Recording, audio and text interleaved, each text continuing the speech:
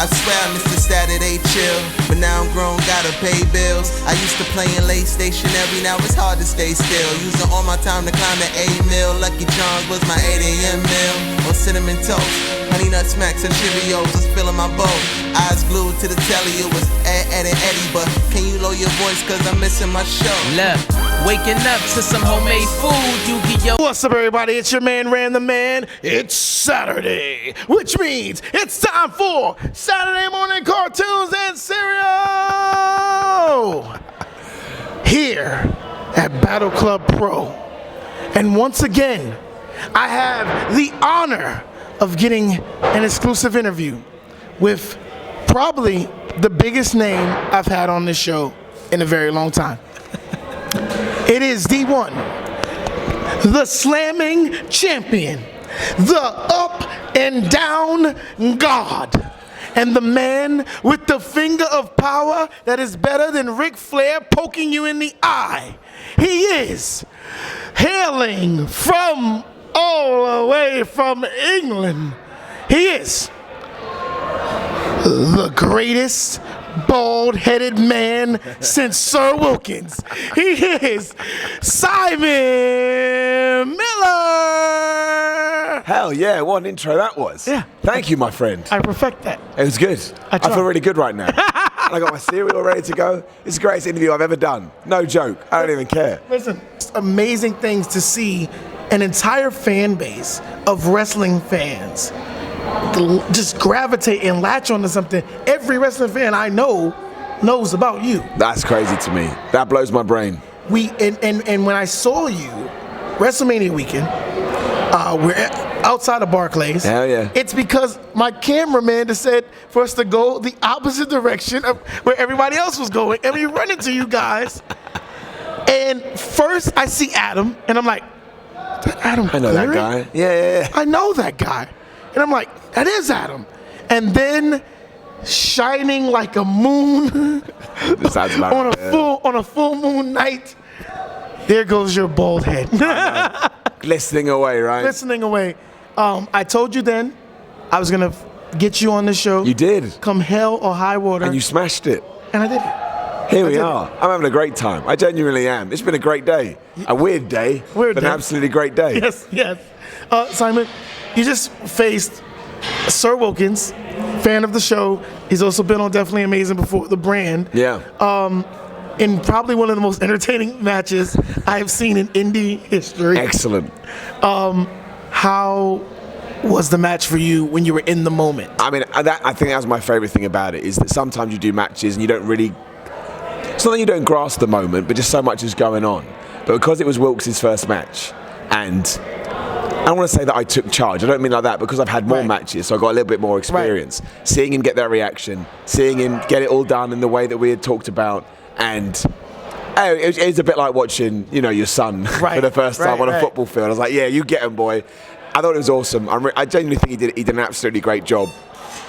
And for me, it was a totally different experience too. Because again, I got to be in there with him. It's all right, man. We could do this. We could do that. So I almost got like a completely different feel than I would usually by doing a match. So yeah, it was awesome. And I really hope he has some more, because the reaction he got, like the pure joy in his face, that's what wrestling is all about. So I came back here. I was buzzing for him. I was buzzing for me. Yeah, it was real cool moment. Yes, the best debut and retirement match ever. I mean, for your first match. Yeah, for your first match. You really need a pat on the back. That's pretty damn good. Definitely. You guys put on the show. Thanks, man.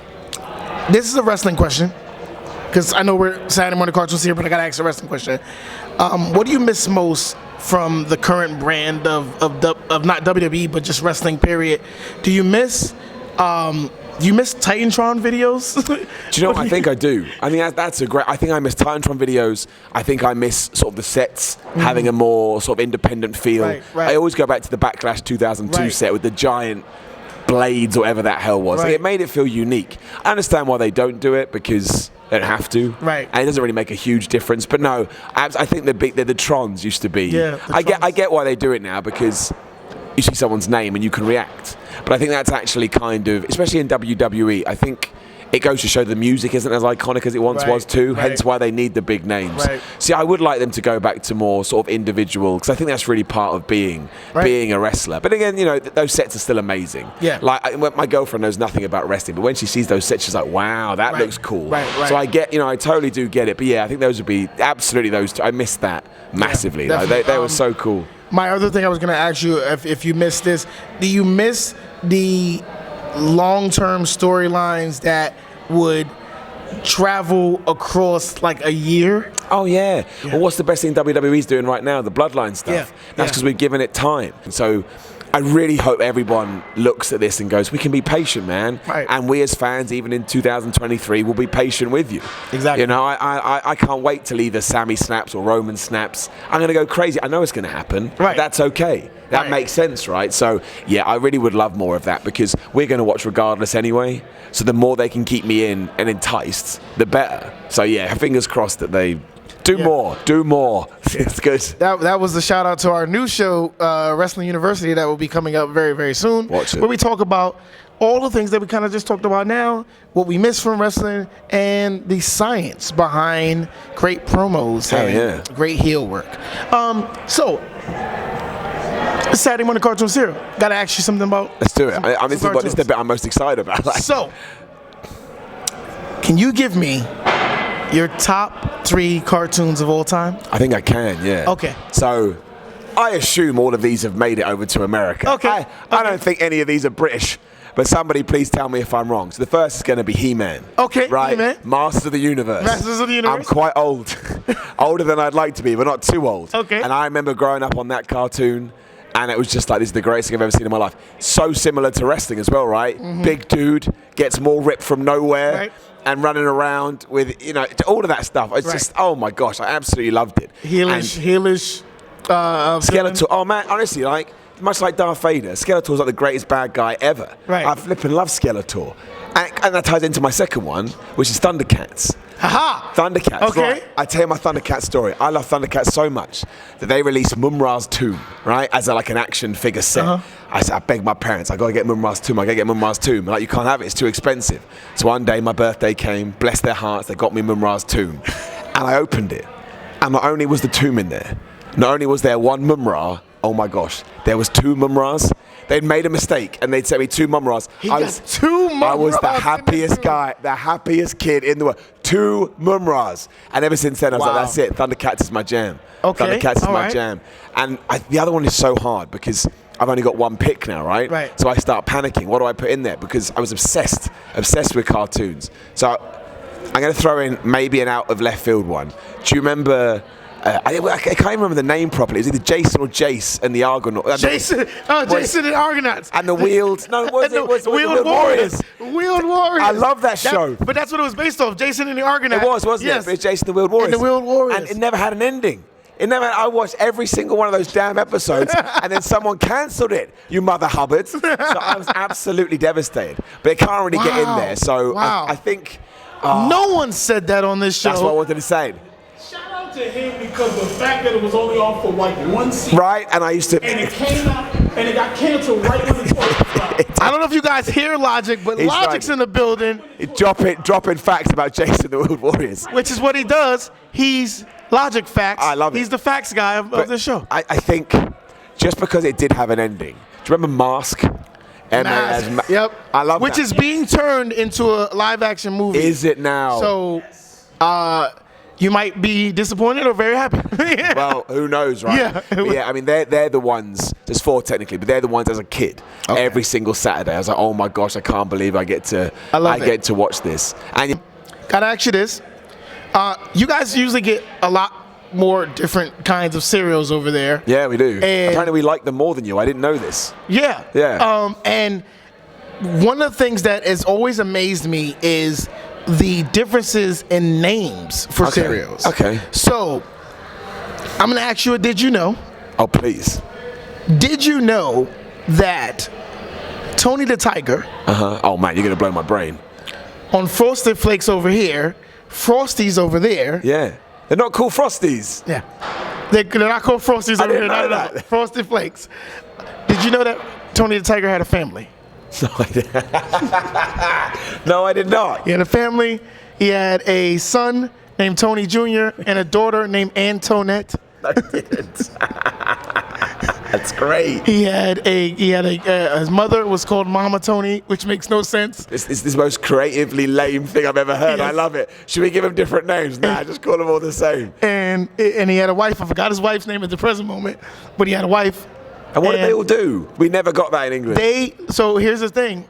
The only time the family was all featured was on a ABC Saturday morning cereal thing they did about breakfast. And all of the cereal mascots lined up. And in the background, you saw Tony with his family. But right after that dropped, the Frosted Rice, which was Tony Jr.'s cereal, didn't do well in sales. So they eliminated it. So the next time that commercial came on, it only came on once. The next time it came on the following weekend, Tony was alone in that video. So they killed his family. I think his family went into The witness protection. Witness protection. I mean, because he is Italian, you know. That's the other thing. He's Italian American. That's amazing. That's a great fact. I figured I'd give you some cereal. That is facts. genuinely amazing. I'm going to steal that and use it. I had no idea. I'm with it. That is so 100%. damn cool. I have Frosties most days, by the way. I love Frosties. Frosties. We love cereal in England. We absolutely love it. I love it. I love it. Okay, so I gotta ask you 2 more questions. This one is kind of a wrestling question, but also a cartoon question. Nice. If you could have a final match with the character, not your final match, but their final match, with any cartoon character from your childhood that you loved, who would it be and why? I'm forgetting, though. Do you know what? Maybe if I was going to do it, actually, I would like to see the Roadrunner versus Wile E. Coyote one last time. Okay. Would you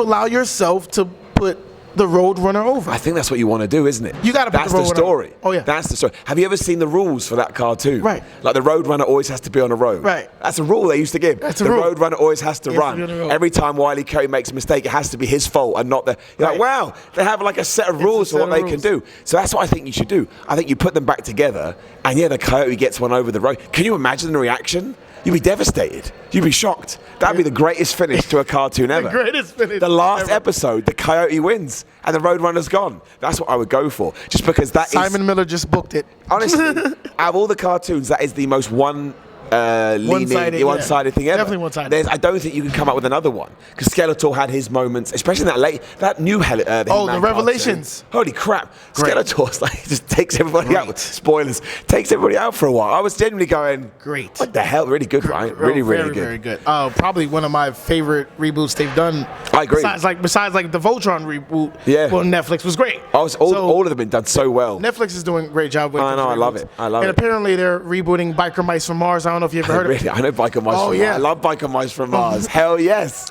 So, here's the last question. Do it. If you could be in any cartoon universe, where would you be and why? But before you choose, know that you'd have to live by that universe's rules. So, if you were, let's say, I always use Dragon Ball Z. Let's not use Dragon Ball Z. If you were in He-Man, you might just be Simon, who lives in Eternia. That's true. I could You just wouldn't be have there. to be. You wouldn't have He-Man's powers. Yeah, that'd So suck. where would you be and why? Okay, so I'm going to pull one out of left field. Okay. I think just for the sheer volume of characters. Okay. So that the odds are now in my favor that I would be featured. Okay. I think you want to be in Transformers. Think how many Mattel just went, oh my gosh, we can merchandise this to hell. You can get the amount there. I watched Transformers for a long ass time, right? I still find Transformers. I'm like, who's that? I don't even know who that is. And they were like 2 episodes, and I Right. clearly haven't seen those episodes. So I think if I want to enjoy the environment I'm in, you want to be Transformers. Even if I'm a lesser Transformer, you're right. That's better being I don't want to be the guy that lives in Eternia down the road and Right. watches all the stuff. Right. I want to be involved, right? I want to be on the field. I want to be playing. So yeah. I don't think I'll be Optimus Prime. Probably not going to be Megatron. Not even Bumblebee. But I can be like a lesser down one. So what would a Simon Miller Transformer transform into? That's true, that's the Because we thing. know what the robot mode would be. It'd be this statuous man we see in front of us. What's your vehicle? Right. Well, I'm British, right? So it's got to be like a Mini, doesn't it? It's gonna be a Mini But that'd Cooper. be fun, right? It'd be a Mini Cooper. And then transform into this giant. Yeah. That's good, right? I like it. Yeah, I love it. Hands down.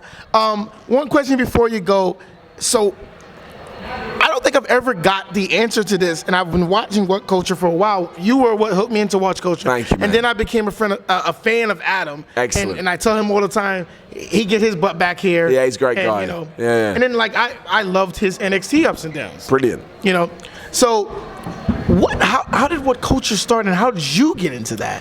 So, I mean, What Culture literally started, they were already making the content on their website, which is doing very, very well. And as far as I'm aware, and I don't want to speak out, and everyone that was there essentially said, well, why don't we just turn this into YouTube content? This was kind of before YouTube wrestling was a thing. So they just took the lists and they very, very expertly reworked them for the YouTube channel. And then it found an audience quite quickly because, you know, YouTube and lists go hand in hand. And, I mean, I was kind of like the last guy of the original team. So you had the two Adams, you had Jack, you had Ross. And they needed an extra guy, I think, just because they wanted to make more content. So it's kind of a weird thing. It's both easy and not easy in the sense I got my foot in the door because I saw a tweet. We're making video content. Do you like wrestling? Do you make videos? And I was already making video game content at the time. I was quite heavily into video games. So I had a whole YouTube channel covered in video game stuff. So I had that to send to them as a CV. So it's kind of weird. So like, if I hadn't been, I'd done that for 5 years. Right. If I didn't have all that content, I probably wouldn't have got my foot in the door. But at the same time, it was just I saw an advert. But so it kind of goes hand in hand. Right. You had to put the time in, but also had to be lucky enough to see it. And because they saw I knew what I was doing, I suppose, I got that. I was very lucky in the sense my trial video was 10 things WWE wants you to forget about Roman Reigns in 2016. I mean, that's moth to a flame, right? It flew. And then I just kept saying yes. I remember when Brock Lesnar got done for, do you remember his MMA fight got called off? And they messaged me on a Sunday at like 1 p.m. Oh, Miller, can you make a quick video? And I said, yeah, why not? I had nothing else to do. And I think because I started working those unsociable hours and saying yes, I'm like, wow, this guy didn't just do anything. But I think that built trust, right? So I got more, I got offered more, and then it just developed into what it is now. But I mean, you know, you could go back to my early videos, and it's completely different. Right. I'm worried, I'm nervous, I'm still finding my feet, but that's awesome. That's part of the journey. Yeah. So and now here we are, 7 years later. Yeah. And somehow I'm still doing it, but I love it just as much. How weird's that, right? It never ever has got old. It's an absolute joy. Definitely. This was fantastic. Thank you so much. This is you know, one of those bucket list things tipped off. That's very kind of you, I really appreciate it. Well, we got to finish the right way. I've never had cereal. Cinnamon Toast Crunch. We got to see how he likes it. I got to do it. This is amazing. This is what happens when you do an interview after a wrestling show, guys. It's just live. You like this? That's good. See, that's what I'm talking about. He likes Cinnamon Toast Crunch, everybody. It's fantastic. I'm not meant to like it. It's flipping lovely. No. Yeah, exactly, everybody. It does taste like, it's like a churro. That's 100% right. It's like eating a donut. Shout outs to the churro version of Cinnamon Toast Crunch. Does that exist? Yes, it does. Oh my God. Thank you, General Mills, once again for sending me all your lovely products. Without you, we wouldn't have some fantastic cereal on this show. Thank you to Battleclub Pro, my favorite referee ever, if we got him on camera. My favorite referee ever. You refereed a great match, by the way. Head official of Battleclub Pro. I love it. Gotcha. Head official. And thank you to Simon. Thank you to What Culture, because you guys didn't have to treat me as well as you did that day. No, of and then course you we sent me. Then you sent me to the comedy show, and I had a blast there. Good, man. And I was like, damn, I didn't even get tickets to this comedy show, and I got to go. So our pleasure, brother. And honestly, I'm really glad we got to do this. One, because we said it so long ago, and that's always cool. But two, it's a Mother Hubbard night. This is good. I'm loving this cereal. This is good cereal. Listen, I can't get this in England. Someone send it to me. I'll send you a box. I will send you a box. General Mills, send me another exclusive box. I will send it straight to him. It's your man, RanDAMan. The man's used to Cheerios. It's true. Thank you, everybody. This has been a great season. You'll be episode 5. I'm excited. I genuinely had a great time. It was a really fun interview. Genuinely awesome. I'm glad. Whenever we hear that, we're happy to hear that. It's your man, RanDAMan. It's Saturday, not Saturday morning. It's Saturday night. We just finished watching Battleclub Pro. Welcome to New York. And if you know anything about me, you know that I'm going home to eat cereal. It's your man, RanDAMan, and I am out. Thank you, Simon. Thank you, man. All right, we're out.